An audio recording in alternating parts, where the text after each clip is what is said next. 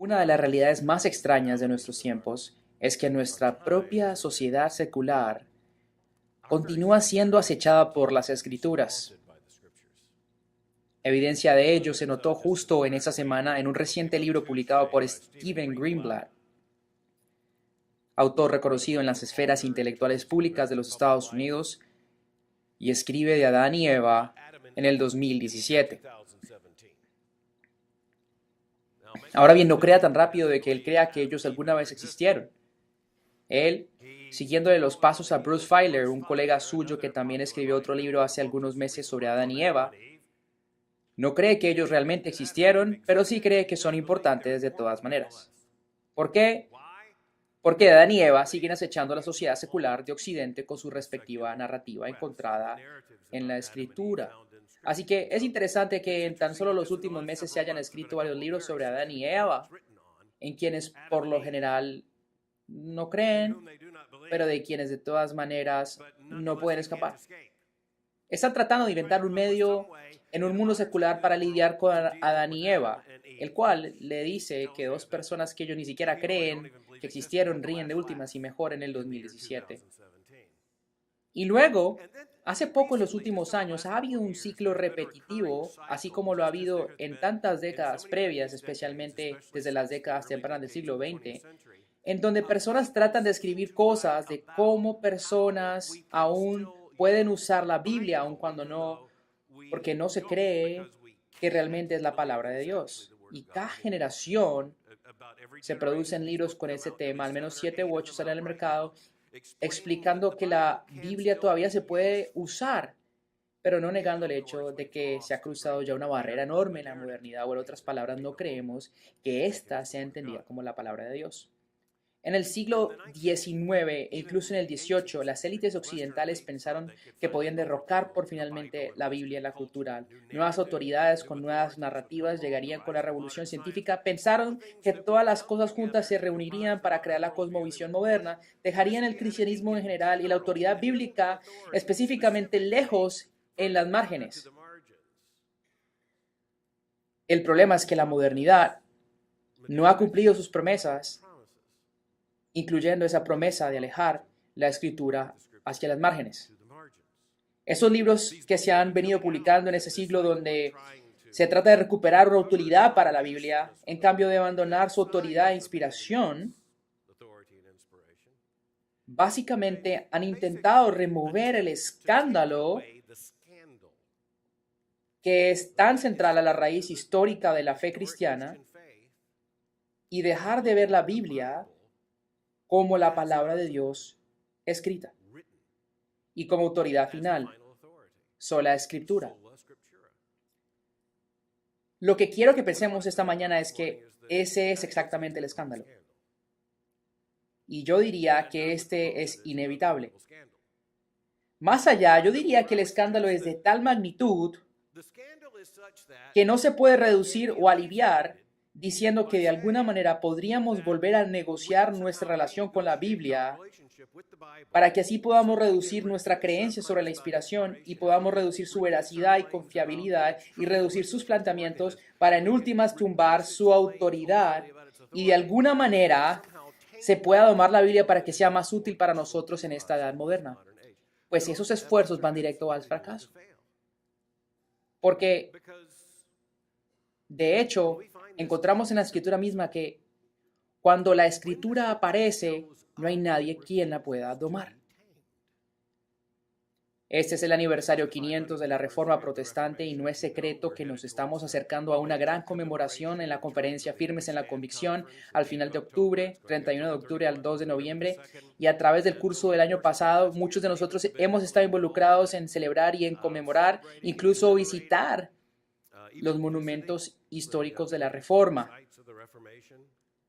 La Reforma siempre ha tenido un signo de interrogación en la mente de los historiadores. ¿Cómo en la Tierra pasó esto? ¿Cómo es que ha tenido tanta repercusión? Un historiador que capturó mi atención cuando me estaba preparando para este año 500 fue ese historiador que tenía esta pregunta: ¿cómo es posible? ¿Cómo es posible? La gran incógnita para ese historiador era: ¿cómo es posible que en tan solo una generación en Alemania, un pueblo pasó de ir a la iglesia esperando recibir la misa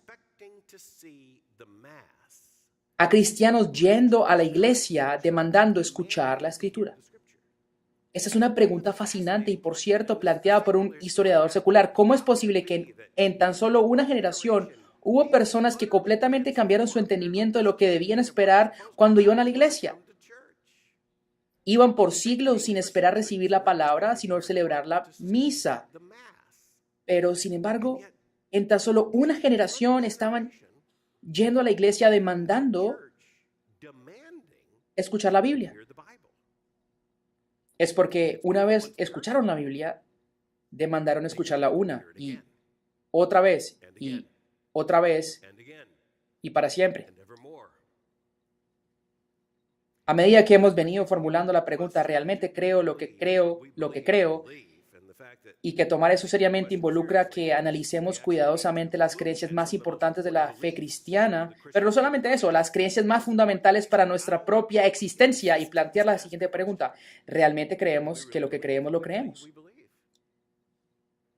Se ha entendido por lo general que el propósito de la apologética es el de ofrecer una defensa racional de la fe. Una defensa racional de la fe.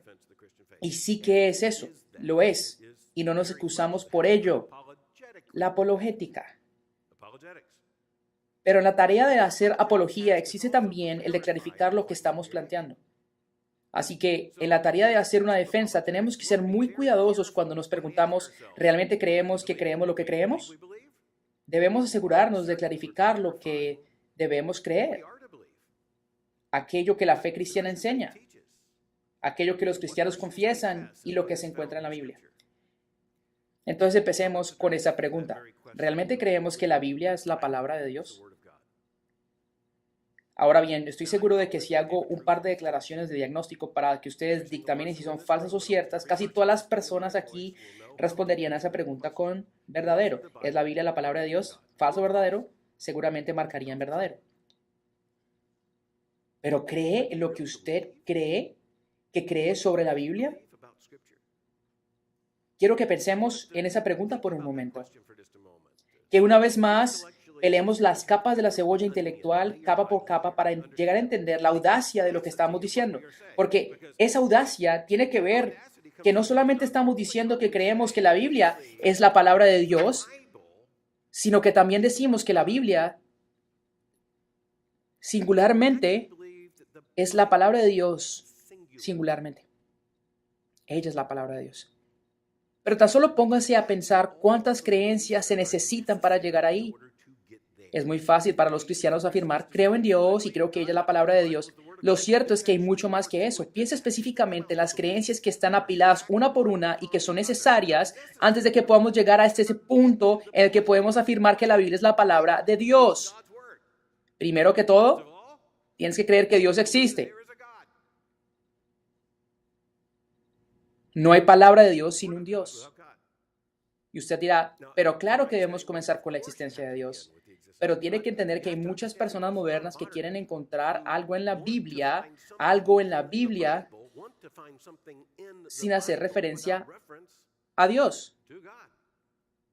Y a medida que pensamos en estas capas de creencia, tenemos que comenzar con la existencia de Dios. Pero eso no es suficiente, porque la existencia de un Dios en sí no nos lleva a una revelación escrita. No solo se trata de una creencia en un Dios, porque un deísta cree en un Dios, incluso que éste creó el universo. Un deísta cree en una deidad, pero un deísta no cree en la segunda afirmación necesaria para llegar a creer que la Biblia es la palabra de Dios, y esa es la creencia de un Dios personal. Nosotros creemos en un Dios personal. Nosotros no creemos que la palabra de Dios ha llegado proveniente de una fuerza impersonal o de un poder divino dentro y lejos del cosmos. Nosotros creemos en la existencia de aquel Dios que es personal. Él no solo representa el hecho de que tiene una personalidad, sino que por su mera existencia, Él define la personalidad. La naturaleza personal de Dios significa que a medida que llegamos a entender lo que es una persona y la personalidad, eso nos permite diferenciar y relacionarnos con personas. Y en este caso es el Creador divino, una deidad personal, la cual por su gracia y para su gloria ha creado todas las cosas y que de entre ellas, esas criaturas, entre esos seres humanos hechos a su imagen, que a la vez son personas también.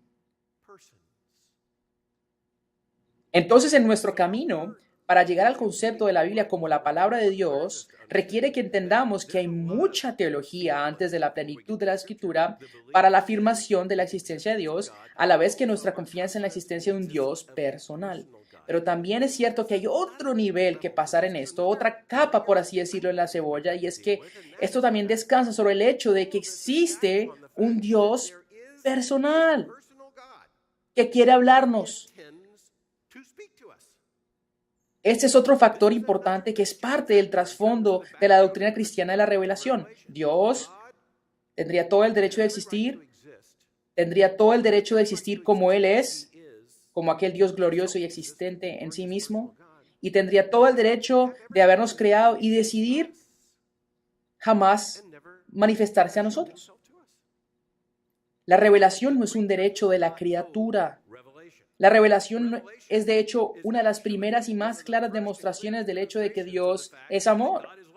Dios nos ama tanto que no nos dejó en la oscuridad de nuestro entendimiento, ignorando su persona, nosotros y todas las cosas como la observamos en las Escrituras, y las cosas que Él revela por medio de sus atributos invisibles y las cosas que se pueden ver claramente y palpar. Él es un Dios que se revela y habla de tal manera que todo lo que hace hacia nosotros, todo lo que Él nos hace visible, todo lo que conocemos que hace, se nos da a conocer, es puesto delante de nuestros ojos porque nos ama. Nos ama. No me tienes que conocer por mucho tiempo para saber que uno de mis mentores principales en la fe y uno que tuvo mucha influencia en mí desde joven y que fue uno de los teólogos más influyentes evangélicos del siglo XX, su nombre es Carl Henry, Carl F. H. Henry. Siempre ponía el FH en la mitad. El doctor Henry no era uno que se reducía a escribir poco, a alguna pregunta. Tenía el don de la verborrea, el don de la escritura compleja, que provenía seguramente de su trasfondo alemán, y lo cierto es que los alemanes tienen la tendencia a unir palabras estrellándolas juntas, de manera que se vuelven largas y más largas. Y de esa forma, en su personalidad en inglés, él simplemente ponía guiones. Y por ello se le conoce por construir esas palabras largas con guiones. Nunca se le acusó de ser poeta. Pero en cuanto a la doctrina de la revelación, yo sí creo que fue poético. Recuerdo hablando con él cuando me tiró esta definición de la revelación, la cual capturó mi corazón. Se puede encontrar en su obra de 5 volúmenes, Dios, Revelación y Autoridad, donde dice, cristianos siempre deben recordar esto. La revelación es un acto de gracia de Dios en donde Él se deja ver y en el cual Él amorosamente abandona su propia privacidad personal de manera que sus criaturas caídas le lleguen a conocer. ¡Wow! Es que así es. Nosotros creemos en un Dios que es persona, que se quiere comunicar con nosotros porque nos ama. Él abandona su propia privacidad personal para que, ¿quién? Sus criaturas caídas, aquellas que se han rebelado en contra suya, cuando éramos aún pecadores, Dios se reveló a nosotros. Dios se reveló a nosotros.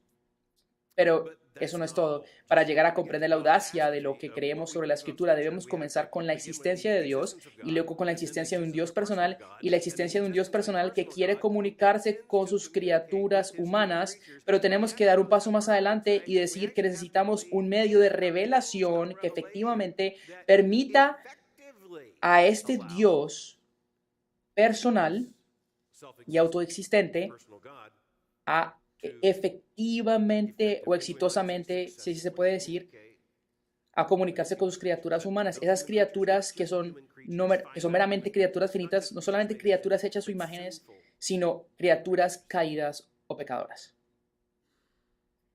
Y por supuesto llegamos a la audacia de la afirmación de la revelación cristiana que apunta a esa verdad de la particularidad de la Escritura. No estamos diciendo que los cristianos no tienen textos santos, estamos diciendo que el cristianismo depende de un libro, o sea, las sagradas escrituras, el canon de 66 libros reconocidos por la Iglesia. Y la singularidad, así como la particularidad, creemos que entre todos los libros que la gente considera en cierta forma sagrados o inspirados de cierta manera, conteniendo de cierta manera un tipo de conciencia religiosa, creemos que todos los libros que ha visto la humanidad, de todas las escrituras que la humanidad ha reconocido, ha dicho que hay algo que debe haber especial en cuanto a este libro en específico. Nosotros creemos que este libro, este que está aquí, no solamente es la palabra de Dios, sino que es la palabra de Dios. Y nuestra afirmación sobre la inspiración de la Escritura se puede articular de esta manera. Creemos que todo este libro es la palabra de Dios. Y creemos que en su forma escrita, ella en su totalidad es la palabra de Dios. Ahora bien, si no sientes la audacia en esa declaración, simplemente imagínese estar sentado junto a alguien, quizás en un avión o un tren, y está en una situación en donde se está hablando con alguien y esa persona quizás haya visto una Biblia de los Gedeones en un hotel y se preguntaron qué era eso y ahora ven que tú tienes una y pregunta, ¿qué es eso? ¿Qué es eso en tus manos que estás leyendo? No estoy diciendo que pele la cebolla por esa persona, pero si fuera como si fuera una presentación lógica, pero sí es importante que tenga clara la discusión en la cabeza. Sí que debe estar en su mente antes de decir o responder algo. No va a decir que es un libro sagrado, no solamente va a decir que es el libro sagrado de los cristianos o que es el libro que reconocemos como superior y privilegiado sobre todos los demás, sino que debe decir que creemos que esta es la palabra de Dios escrita. Creemos que cada palabra en ella es inspirada por Dios, no en el sentido de que de alguna manera vino de Dios, sino que ha venido a nosotros a través de revelación divina de parte de Dios. La afirmación de la verdad cristiana está esencialmente atada a la Escritura Santa como palabra de Dios escrita. Punto. No hay otro acceso al cristianismo. Esto es un humilde reconocimiento que debemos hacernos mutuamente. No tenemos un cristianismo sin este libro. No tenemos ninguna idea de lo que es el cristianismo sin este libro. No tenemos ninguna idea de quién es Jesús sin este libro. No tenemos ninguna idea de qué es el Evangelio sin este libro. No tenemos ninguna idea de cómo el mundo llegó a ser y a dónde va la historia. No sabemos absolutamente nada sin la palabra de Dios escrita. Ahora bien, la palabra de Dios escrita nos cuenta sobre la revelación natural o general. Dios se ha revelado a sí mismo en la naturaleza. Pudiste entender cuando hablamos del por qué hay un Dios, de que hay buenas razones, aún sin las escrituras, para creer que Dios existe. Y no solamente eso, sino que son razones muy fuertes, tanto que Pablo dice que esas razones son tan evidentes, ambas en la creación y adentro y afuera en la conciencia, que Dios ha incrustado en los seres humanos hechos a su imagen. Hay abundante revelación para que lleguemos a conocer que un Dios existe, de tal manera que solo un necio en su corazón dice en su corazón no hay Dios. Pero en ese mismo pasaje de Romanos 1, tan esencial para entendernos, nos cuenta que el pecador, y allí es donde el pecado entra al dibujo existencial, corrompe esa recepción o lectura de la revelación natural y se acaba adorando a la creación en vez del Creador. Pablo en Romanos 1, por la inspiración del Espíritu Santo, nos dice que la revelación natural o general es suficiente, a tal grado que no hay ninguno de nosotros que tenga excusa, pero esta no es suficiente para llegar a reconciliarnos con Dios. Para eso necesitamos a Jesús. Para ello necesitamos escuchar el Evangelio. Y eso solo puede llegar a través de la predicación y la enseñanza y por la proclamación de la palabra de Dios. B.B. Warfield describió de manera muy útil la doctrina de la inspiración bíblica como la doctrina eclesiástica de la revelación. Así como los reformadores dijeron en la Reforma que la primera marca de la iglesia es la predicación de la palabra de Dios, Warfield dijo que la doctrina de la inspiración es la doctrina eclesiástica, de tal modo que donde usted encuentra la inspiración de la Escritura, la inspiración divina de la Escritura, la cual él con mucho cuidado definió, donde usted encuentra la Biblia reconocida como la palabra de Dios verbalmente inspirada, allí encontrará una iglesia, si es que es atribuida con esa palabra. Muy bien, dijimos que creemos que toda la Biblia es la palabra de Dios, y la Biblia es toda la palabra de Dios, y creemos que es la única palabra de Dios o su singularidad o en su particularidad, y creemos que la Biblia no es solo un libro para los cristianos, sino que es la palabra escrita de Dios revelada, que es singular. Bueno, hasta ese punto usted puede decir, creo que la osadía hasta ese punto realmente no nos empieza a herir. No solamente es políticamente incorrecto, sino que también es una afirmación que crea un ambiente de incomodidad. ¿Cómo debemos vivir con personas que siguen otra fe y otros libros? Porque si habla con la persona promedio secular sobre la Biblia, es probable que piensen que los cristianos miran a su Biblia de la misma manera que otras gentes en otras fe o a lo que llaman otras tradiciones de fe observan a sus escrituras. Pero aquí es donde es importante que reconozcamos el valor de la honestidad cuando nos encontramos a otra fe directamente. En otras palabras, permitir que se definan ellos a nosotros mismos, así como nosotros le definimos el cristianismo a ellos. La creencia del cristiano sobre las escrituras es singular, no solo en su particularidad. Decimos que esta es la palabra de Dios escrita, porque lo que afirmamos nosotros sobre ella es de hecho otra clase de afirmación en sí misma, y que no es compatible con otro sistema religioso o religión grande. Y cuando dice eso, coloca al cristianismo en una línea de continuidad de la revelación de Dios en las Escrituras a su pueblo, y por lo tanto vería al judaísmo bíblico como el pueblo del pacto del Antiguo Testamento, representados por la ley y los profetas, e identificaría una continuidad aun cuando existe una descontinuidad en lo que identificamos como el Antiguo, Nuevo y Nuevo Testamento. Así que vamos a dejar atrás al judaísmo bíblico histórico y miremos a las otras religiones del mundo y los libros pertinentes a esas tradiciones.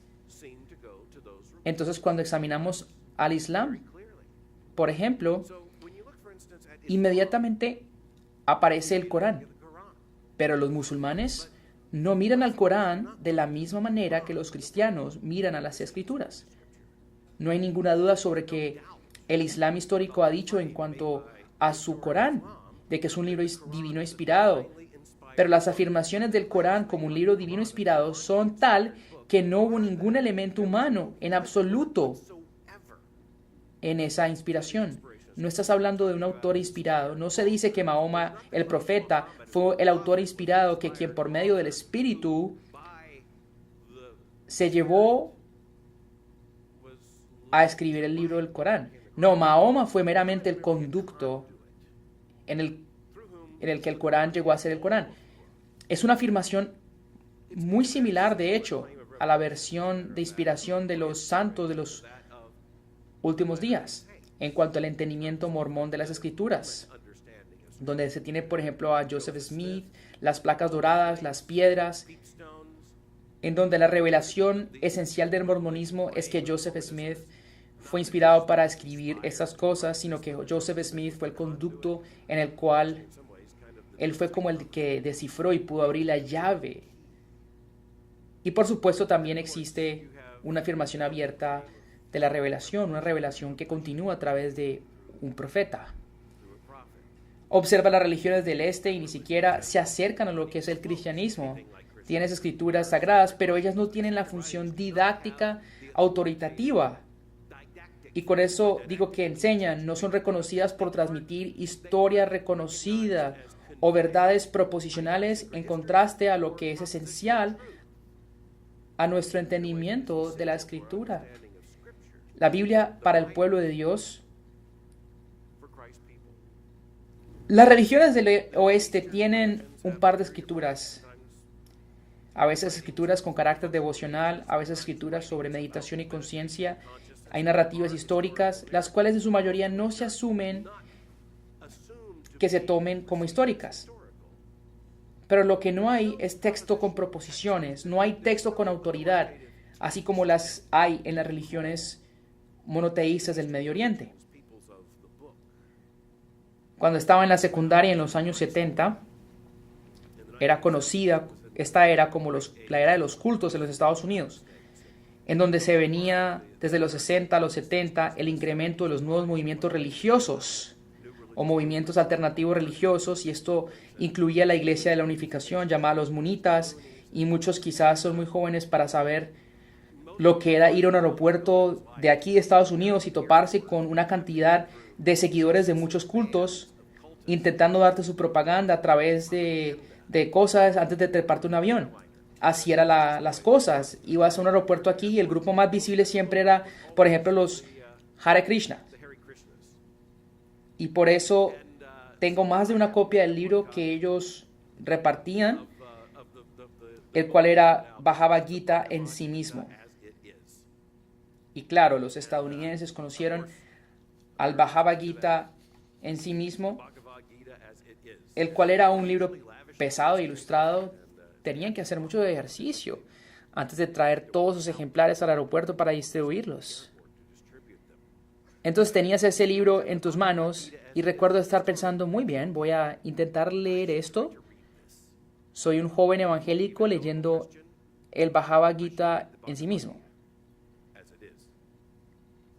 Y al leerlo me di cuenta que no era nada como la Biblia. Nada como la Biblia.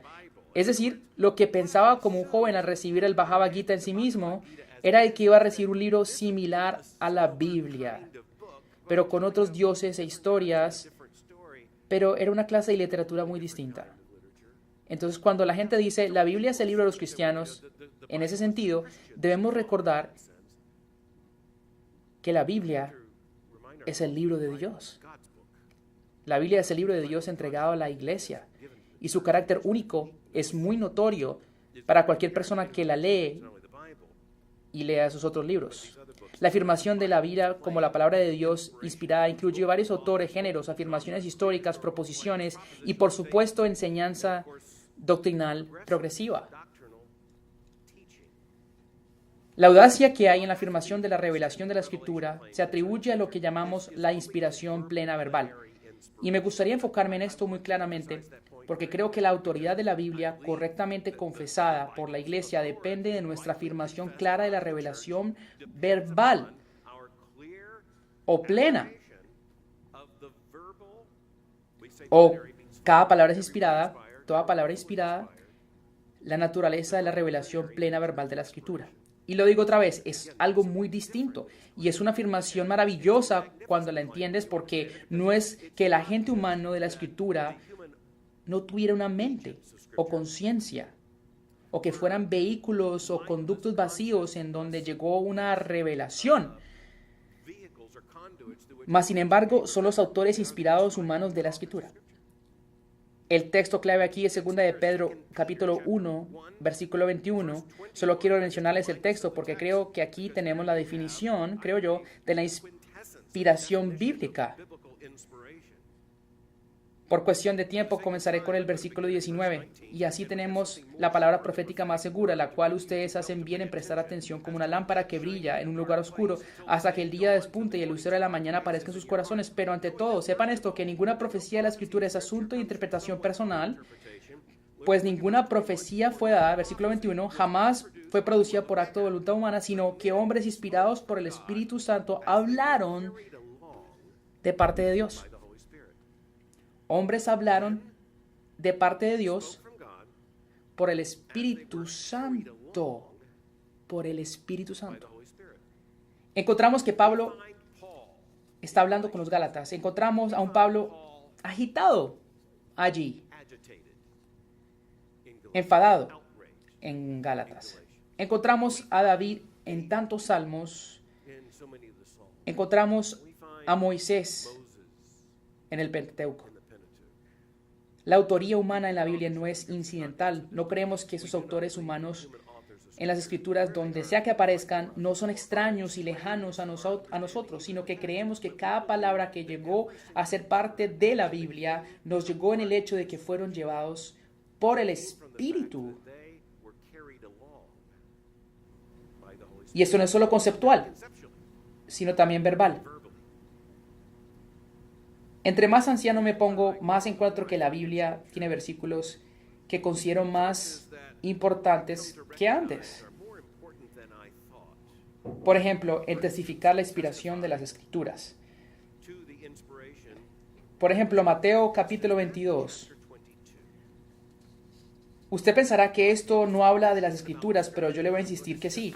Y no solo que habla de las Escrituras, sino que es el mismo Jesús testificando de las Escrituras. Mateo capítulo 22, versículo 41. Estando reunidos con los fariseos, Jesús les hizo una pregunta. ¿Cuál es la opinión de ustedes sobre el Cristo? ¿De quién es hijo? De David, le contestaron ellos. Jesús les dijo, entonces, ¿cómo es que David en el Espíritu le llama Señor? Jesús está aquí apuntando atrás al Antiguo Testamento y apuntando a David y diciendo, ese no era David hablando, era David por el Espíritu. David inspirado por el Espíritu. Está diciendo, no es simplemente David hablando, es el Espíritu Santo de Dios allí. Allí en esa conversación y confrontación entre Jesús y los fariseos, Jesús afirma allí la inspiración de las Escrituras. David en el Espíritu. Nuestro entendimiento de la Escritura y la audacia de la afirmación de verdad sobre ella nos dice que ella no es mera inferencia, sino una revelación. El cristianismo no es una inferencia. La Biblia no es una reflexión. El Nuevo Testamento no es la reflexión de lo que los cristianos han inferido acerca del Evangelio, acerca de Cristo, sino es lo que se nos ha revelado. Enfatizamos una vez más el hecho de que la Escritura no es un don completamente. El cristianismo es una afirmación de verdad total y cada una de las verdades que lo componen y ese compuesto de verdad se encuentra en la Escritura y solamente en la Escritura. El cristianismo no es, en cambio, tantas relaciones del Oriente y religiones del Oriente, un esfuerzo para poner la mente en blanco o vaciar la conciencia, sino el llenar esa conciencia. El cristianismo viene con un imperativo en cuanto a la palabra de Dios, la cual es la de llenar y no vaciar. Estamos a favor de las Escrituras, con referencia a la Escritura, de leerla, de creerla, de obedecerla, de enseñarla, predicarla. Debemos meditar en ella, debemos orarla, atesorarla, debemos oírla, debemos ser animados por ella, debemos ser confrontados a la imagen de Cristo por ella. Debemos traducirla, imprimirla, debemos publicarla, debemos compartirla. En resumidas cuentas, saturarnos con ella, la revelación, y no vaciar una conciencia. La afirmación cristiana en cuanto a la revelación es tal que debemos entender que cuando leemos la Biblia, creemos que en cada caso, en cada versículo y en cada palabra, el Dios único y verdadero que existe y existe en sí mismo, ese Dios personal que quiere comunicarse por su gracia y por su gloria, por su poder soberano, ha logrado comunicarse efectivamente con nosotros de manera escrita, de tal manera que podemos escuchar y de tal manera que si escuchamos su voz, la escuchamos en cada palabra de la Escritura. Pero tómese un momento para digerir esto. Significa que si escuchamos su voz en cada palabra de la Escritura. La Escritura es quizás el libro más extraño que llegues a leer. Hebreos 4 deja claro que ella nos está leyendo a nosotros cuando la leemos a ella. Es capaz de separar tuétanos y médula. Ningún otro libro lo hará. Lo que la Escritura atesta, si alguien le pregunta por qué cree en la Escritura, pues hay razones que damos por qué creemos en la Escritura, pues ha cumplido profecías. Eso es muy claro cuando lo ves en la revelación progresiva de la Escritura, la variedad de la revelación, reteniendo aún su unidad, el hecho de que todo tiene sentido. Incluso la iglesia primitiva estaba tratando de pensar en la naturaleza de la Escritura y el canon que conocemos en el día de hoy. Esto fue conducido por el Espíritu para llegar a la unidad que vemos hoy en ella. Una de las pruebas sobre la perfección de la Escritura es su honestidad. Si la Escritura hubiese sido escrita por los discípulos, no lucirían siempre tan perdidos o tan mal como siempre lo notamos. Los profetas y reyes no revelarían sus humillaciones, al igual que su brillo.